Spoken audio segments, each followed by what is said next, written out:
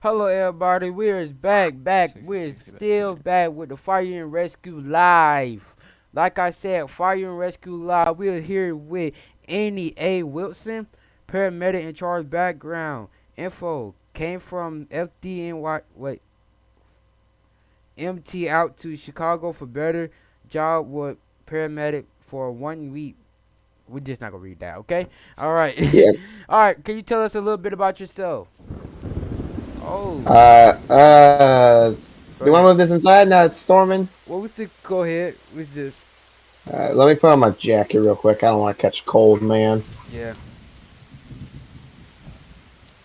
Uh, I'm paramedic in charge Wilson with the Chicago Fire Department.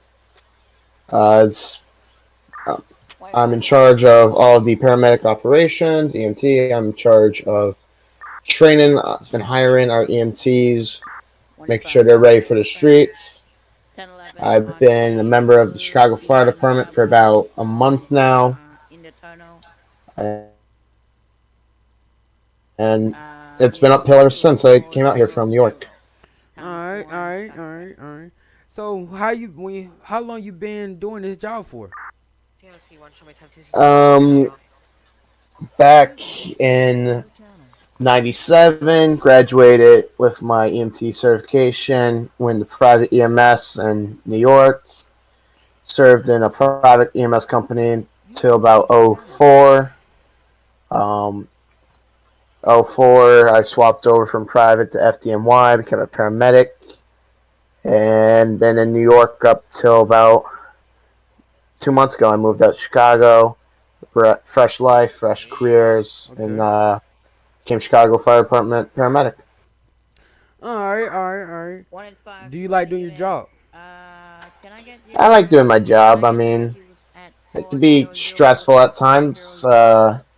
Sometimes I'm running 40 medical calls in 25 minutes. Sometimes I'm sitting here 16, waiting 60, for the tones to drop. 97. Okay. How you ever got shot at or somebody tried to fight you or stab you 185 to while all you was Oh yeah, units. doing? Can I get your I've had units that a at few times actually. If you come around 400 the Mafia Gas back, Station? actually, inside the department in my bunk room, I actually have a vest. If you want me to grab that. Yeah, yeah. We can show. We can follow you. 797. Let me go ahead and back up the rig real quick, so that way nobody tries to steal them narcotics again. All right, y'all. So this is the fire on Embo 61. Um, y'all heard this paramedic charge. If you see this number going around, just know he's in charge of the paramedic. This is the view of the paramedic. Right now, we just waiting for call. So right now, while we waiting for call, we just be talking to y'all and see how they run everything. We will be getting a tour of the It's fire gonna. department and stuff. See, they got the fire Chicago Fire Department up name up there. This is their locker room, I guess. You got the FD stuff right here. The FD outfit when they get done with their scenes and they just come here, change out if they too hot. Same thing go for here. Um, I said this is a big station. I believe they just built this station. So yeah, this is a big station. Got the weight room in there. Weight room. I don't know if they be lifting weight. You know, sometimes they be weak as hell. Sometimes. What the hell? All right. This is our guard. You could explain this for yourself. See. So this is our active shooter threat equipment. It's ballistic vest. Some people wear the ballistic helmet. I prefer not to. I mean, honestly, it helps make it more recognizable that I'm a firefighter. Surprisingly, the gangs respect us out here. They don't try and shoot at us too much. Sometimes we get that crackhead, young blood energy out there. They'll take a pot shot, but yeah, the vest, medic markings. I actually go put my hands up so you get a pretty good view. You got some green nylon tape just to help make myself a little extra visible. Can hold to up to a 4A trauma plate. Stop up to a 22 long rifle. Okay. Matt asks, is this department open for any individuals? Looking for individuals? No, no. Is it open for any individuals? And can anybody apply? Anybody? Right now the applications are in a revamp just due to the low numbers, but if you're interested in a career with the Chicago Fire Department EMS, you can go ahead, send an official letter to me, and I will take a look at it, and I will talk to my superiors. 9 out of 10 times, as long as you're smart, you're not going to do anything dumb, we'll hire you, we'll train you as an EMT, and eventually, most of our EMTs, we'll give them the paramedic entry exam while we're training them. Most of them will get the questions right. We give them the paramedic exam, and we currently have 4 paramedics, 1 EMT, and I'm the only paramedic in charge. Alright. Is there any way that you could give us a tour around the police, well, not a police department, around the fire department? Yeah, sure. Go ahead. Let me take off this equipment. It's quite heavy and hot. Yep.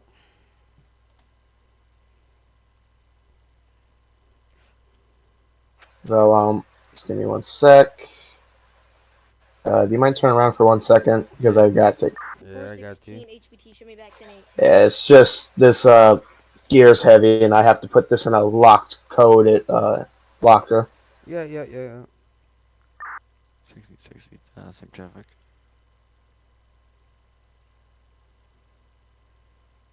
Alright, we're good to go now. Okay, hold on, give me a second. Yeah, when I have to refresh, I'll just say, like, I gotta put in a password for something.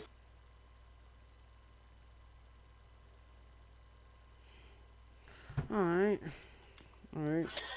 Alright, so, like you said, see the gear room, bunker. We have a lot of uniforms, actually, from engine uniforms to ladder, squad. You name it, it'll be on here. We got a couple of CBA bottles. We like to keep them on the truck, actually, so we can slide into them when we're responding. But if you go ahead and follow me, we got our bunk rooms. Contrary to belief, we actually have instead of having a full station staff, when this department was rebuilt and the station was redone, we realized that we usually have 9 to 12-man crew shifts. It is like I said, the CFD let go of a lot of employees, just revamping. So we didn't need that much room for bunks. This is our common ground. We have our kitchen, our 3 refrigerators for the shifts. We got shift A, shift B, shift C. More or less, I just put my energy drinks in shift A because nobody works on that shift anymore. Got our entertainment section. You got the couches, you got the TV. You got the good old relaxation. Yep. Over here, like you said, I show you the weight room. 2 benches for doing bench presses. I think the truckies do that the most. Surprisingly, we sent a bill to the mayor. We could not secure $5,000 to buy a stair machine to help us practice running up flights of steps, because that can be a pain. But we got the treadmills. Sometimes we'll put on full gear, just keep in shape. And then you have the bays. Usually in this bay, we have an engine, but they're not online. We'd have, I believe, squad or ladder goes here. I haven't seen them on for a while.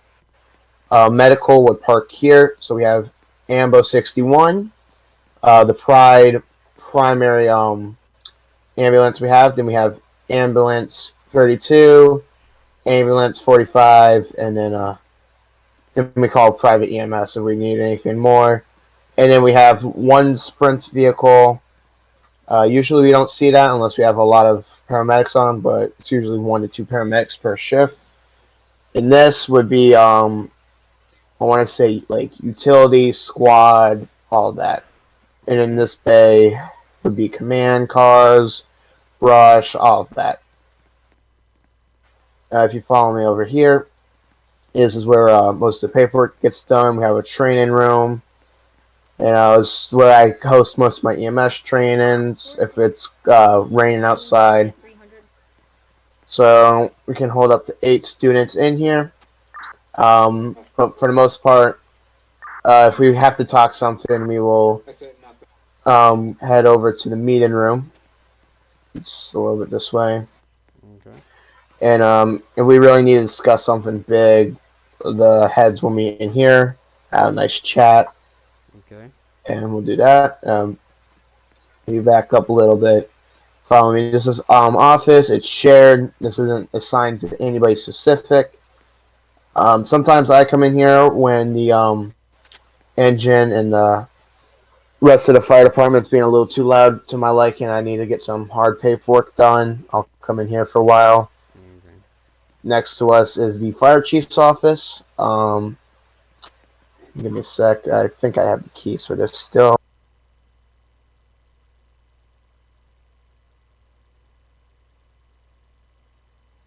No, so right now he look for the keys to the thing.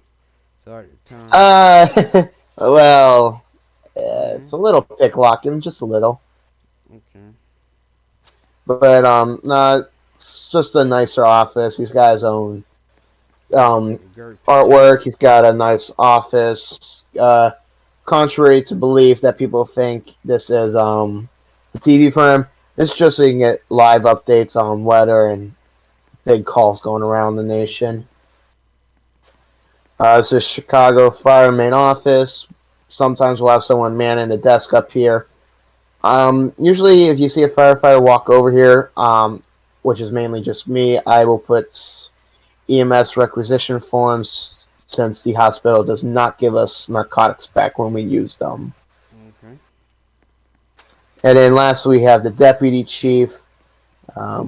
He keeps his door unlocked, surprisingly, but Okay. some basic stuff. The artwork on the wall, that's from down in Georgia. We did a trade with them. They have ours. They gave us some of theirs. Okay. So a really nice one. 416 HBT, you can show me 1097 as well. Okay. If you can hear in the radio, there's active police response. 1616 route. Could be a potential for medical. We do stay on police rave or PD waves because they call us the most. Okay. But other than that, that's the station, and then you have the garage base here. Alright. If you ask me, I prefer the old station. You know, everything was compact on this side, and then you had the offices that side. I do like it. 1660 is 20. But other than that, it's all right. Alright. Do you want a tour of the ambulance since we have 0 calls today? Yeah. I mean, most likely, yeah. Take anything that we could. Alright. So I'm just gonna open these compartments up. Okay. Take your time. So in this compartment here, we keep our breaching equipment. Chicago paramedics are a little bit more active than the Chicago Fire Department firefighters. So we carry a few tools that you wouldn't see on a regular ambulance if you went to, say, FDNY or somewhere else. So here we keep an axe, Halligan's, sledgehammer, just to help us get inside if we need to. Okay. Just a bunch of reaching equipment. Sometimes we need to rip off the doors. We operate on a very small battery-operated cutters and spreaders. Very expensive. So I cannot afford to lose any more rigs this year because 2 ambulances have been totaled. I'm not going to say who totaled them, but let's just say I had the very long shaft them. Dang. Okay. In this compartment here, we have SCBA, mask. Sometimes we're first on fire, and we have to wait for Chicago Fire to get en route. We will put this on. Also, we wear this when there's a hazmat call. Sometimes we have carbon monoxide leaks, and we'll put that on and do a quick search in case anybody's still inside. Carbon monoxide kills very easily. In this compartment here, we have our backboards ranging from different sizes. We do have 2 backboards that are a little special. They're designed for children. Honestly, we never use those. If we have to use it, it's a very bad day for us. Okay. inside of an ambulance, which you figure you got the stretcher in the middle, you got all the compartments overhead. I'm not going to show the inside of the ambulance Yeah. just because we do like to keep it a little hidden, just because people try and fake medical calls to steal our supplies. Surprisingly, people think we keep drugs in a unlocked compartment. No, we don't. We keep them in a very secret place. Okay. This side, our trauma bag, and this one, trauma bag, elevator bag, a lot of different bags for us. Normally, I just keep the trauma bag on my back, and I use 0G plates on my hips so it doesn't hurt too much. Okay. But this compartment next to it, we got bunker gear, so in case I have to run to a fire. And this tiny compartment on the bottom, is just where we keep our batteries and all that. This compartment on the top, we just keep basic supplies, just extra gear if we need it. Okay. So I see that CFD, yeah, Chicago Fort, CFD not very busy. Uh, yeah. Yeah. I mean, some nights it's quiet. Um, Contrary to belief, I say quiet a lot. Oh. People are very surprised when I say that. Like, how could you say that? Unlike most people, I live to see the thrill. I mean, You're. it's very fun getting to drive one of these things down the highway, sirens blaring, people see you, and you get to be noticed. How you ever gotten the red one? I haven't wrecked one. I have been in a sprinter unit and seen one be wrecked in front of me. It's very upsetting to see one of these ambulances get ruined. Ambo 61 here has been replaced twice in the last 5 years. We are due to upgrade the back in hopefully 3 years. We ordered it and it's estimated to be delivered in 2 to 3, hopefully 2, but ambulances take the longest out of all engines and whatnot to be built and delivered. Okay. But our last, if you took our ambulance or Ambo 61 from 4 years ago, it would be it would have been an F350 with a metal box welded to the top of it. Dang. But now that ambulances have been getting more love in recent years, we're starting to get actual built ones to where we don't have to weld. Okay. But the crew cab, very comfortable, 2 seats. Seats 5 uncomfortably, 4 comfortably. But you got this side with the terminal and all that. So if I have somebody riding with me, they can give me the address. Most of the time, I will get the address and then I will use the radio if I need additional updates. But on the other side, it's where you drive. It does have a very nice cup holder because CFD ambulance. I when it's busy and I'm getting back to back to back calls, I do stop at gas stations, and I have gotten very hooked to the gas station food. Okay. Just give me a Well, second. I'm just gonna go inside real quick and check something. If you want to alright. look around, Hold on. I'm gonna call somebody and ask them to make a call. Alright, everybody. So right now, Live PD will rescue, fire and rescue live. We'll be taking a break at the time. So everybody, just stay tuned and watch the. You know what?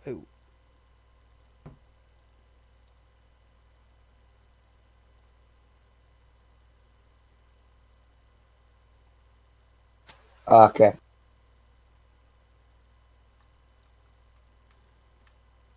Let me ask Carol.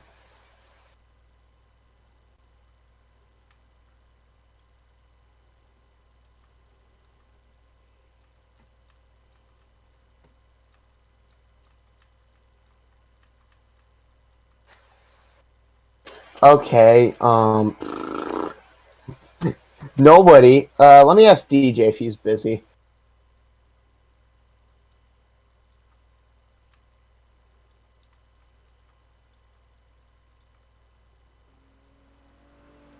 Won't pick up. Crap. Oh. Uh, let me go see the scenes up there. Hmm. Let me. Ah, crap. Carol and that I think have it together. Got the priority together. Crap. Well, it'd be nice if there was an AI medical call, but there isn't any. So I guess Live Rescue's first EMS calls or first session will be a goose egg. Alright, everybody, we're not back with Live PD. With our paramedic charge. He's over all the paramedic units. So right now, we was doing the story time, or like, not story time, but about the Chicago Fire Department. So we will now resuming back to the session. What you're experiencing tonight, recording this, recording this for the hundreds to watch, is what I like to call a goose egg. Very rare, very hard to get, and that is a full night of no calls. Because getting a call in the day when you're awake, no problem. Getting a call when it's nighttime, you hate yourself and you hate who's calling you. Okay. I will say this before, I have fallen asleep while staging for night calls. Especially, like, I'll immediately wake up when they call for me, but if you wonder why the tones are so loud when you hear them, it is because they need to wake us up. But, yeah, for the most part, it's just quiet. I'm just gonna check my radio real quick, make sure it's on.